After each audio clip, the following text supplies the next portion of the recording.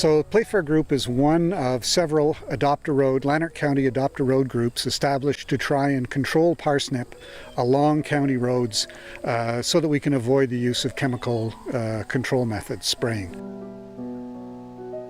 We didn't want our roads to be sprayed with Clearview, which is a herbicide that is toxic to aquatic organisms and will kill all broadleaf plants. So we were also concerned about the pollinators.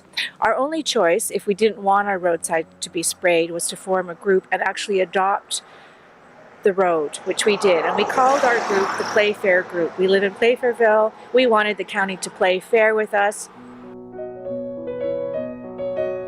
Our road group, the Elfin Vegetation Management Clan, arose because a number of people in this area were quite worried about what we were hearing about the potential of spraying for parsnips.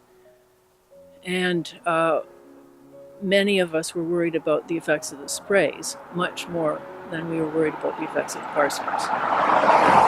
We've lived with parsnips for as long as we've been here. They're part of our flora. We don't consider them a big deal. But there were a number of people who were very, very worried about what the sprays would do to their children, to their water supplies, to their plants, their vegetation, different aspects of their lives. Pulling parsnip along the county's roadside is an attempt to meet an obligation that the county has to control the spread of the plant from county property to adjacent properties, which is in itself no small feat. We have formed an Adopt a Road group to take charge of that activity on our stretch of road, which is about 35 lane kilometers of land between us, and doing it by clipping non-chemical means.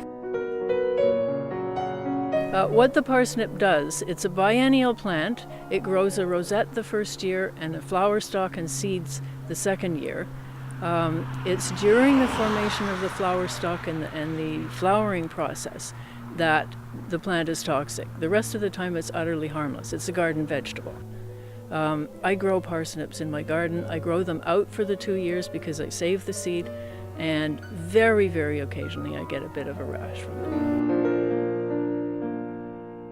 You have to get the sap on you in order to go to the next step, which is exposing the sap to the sun. It's on your skin, and once that sap's been exposed to the sun for duration, it will cause burning. But it has to be on there for a while.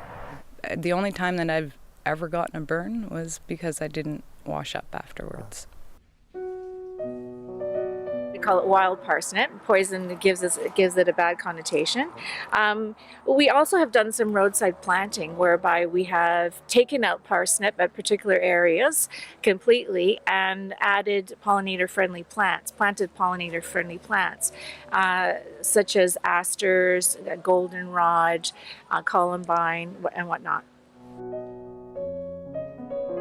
I think that at the time that we started managing it, it seemed unmanageable, but I think that any plant is manageable because, again, we can understand the biology of it and work against it in a natural way by keeping it at bay and pulling it when needed and tending it properly.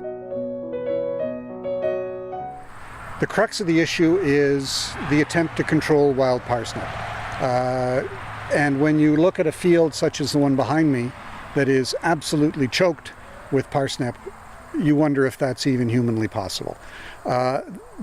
And if it's not humanly possible, then what is the alternative? And the alternative, we hope, is the parsnip webworm, which is an insect that feeds on the parsnip seeds and flowers, and may eventually, if it propagates well enough, may come to represent a control that is not chemical, that is not reliant on spraying with untested chemical mixtures. I believe that the danger of the parsnip has been very much overblown in our minds in this community. If you balance what the rash does to human beings with what the pesticides and herbicides are capable of doing.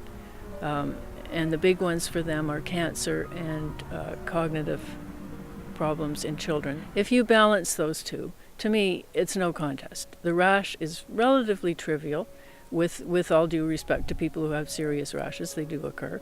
But I think the consequences of the pesticides are far, far greater, and we are totally failing to recognize these.